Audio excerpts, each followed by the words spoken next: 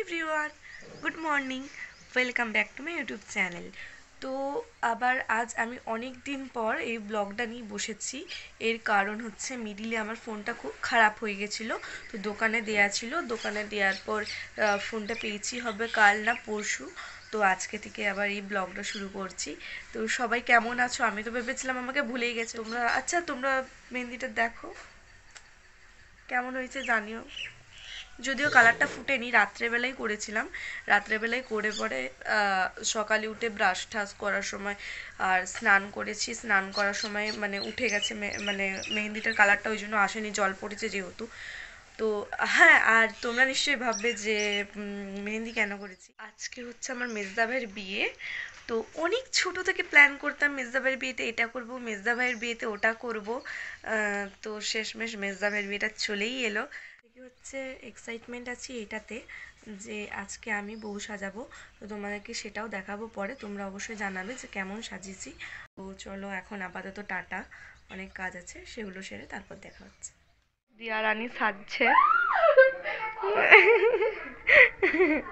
আর আমার খাটের অবস্থা না, যে আমার খাটের অবস্থা এখন এরকম হয়ে আছে। এদিকে দিয়া সাজছে, এদিকে হচ্ছে বোন সাজছে। কি হয়েছে? তোরাই সাজজু রে, তুই আমায় কেন দেখাচ্ছিস? হাই এই দিয়া টাকা হাই দেখে পরে মুখটা ঘুরে দিল।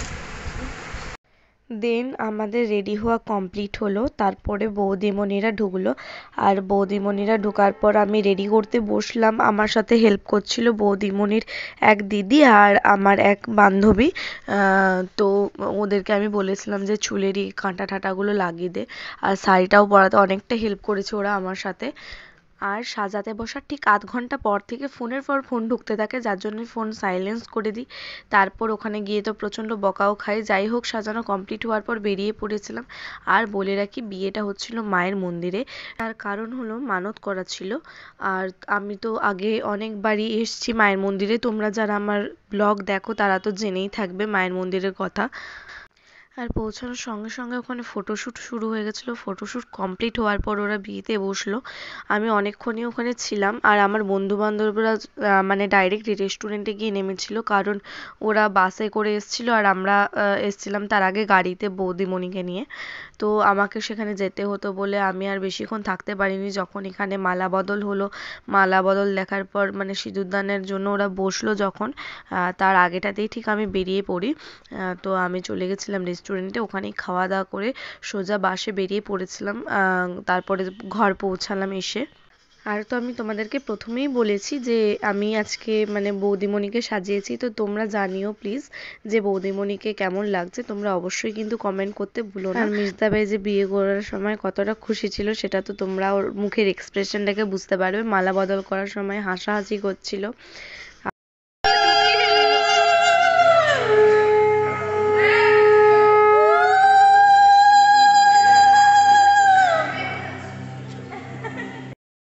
আর তো তোমরা শুনতেই পেলে ছোট দিদন আর ছোট মাসিমণি কত জোরে জোরে উলু দিচ্ছিল, যেন ওদের মধ্যে উলু দেওয়ার কম্পিটিশন হচ্ছিল।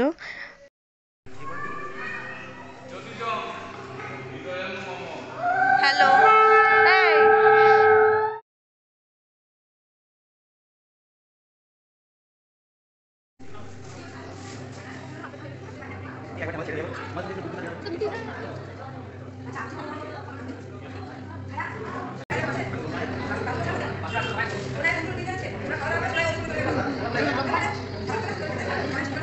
আর তারপরে আমরা যাচ্ছিলাম রেস্টুরেন্টে। বড়দা ভাই আমাকে পৌঁছাতে যাচ্ছিল, সাথে যাচ্ছিল আমার পিপি, মানে আমি ওর পিপি হই, কিন্তু আমি ওকে আদর করে পিপি বলেই ডাকি। এই দিয়া তোকে সেই কি বল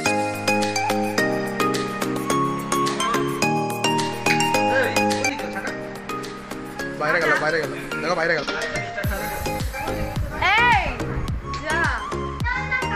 চল, কিছু হবে না, চল চল চল চল।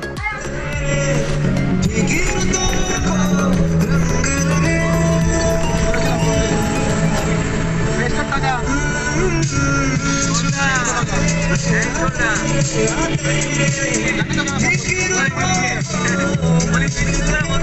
দেন আমি বন্ধুরা আর সেজদা ভাই অনেকে ছিল বাসে, খাওয়া দাওয়া করে এনজয় করতে করতে বেরিয়ে পড়েছিলাম। নাচ গান হয়েছে, তো তোমরা দেখো কতটা এনজয় করেছি আমরা।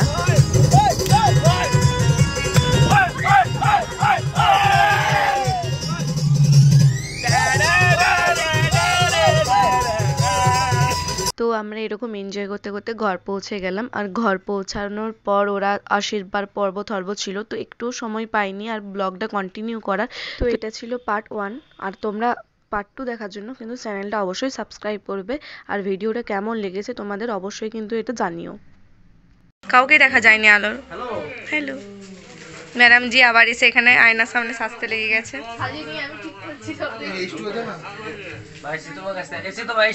Hello guys, I am under the sorry. Under the I am Under the home. I am পেটে কি হয়েছে? I am under the water. I am feeling so very happy.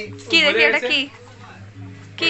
यार चश्मा এই চশমাটা এই চশমা দুটো চশমা একসাথে? হ্যাঁ ঠিক আছে। দুটোই গলি না। চলো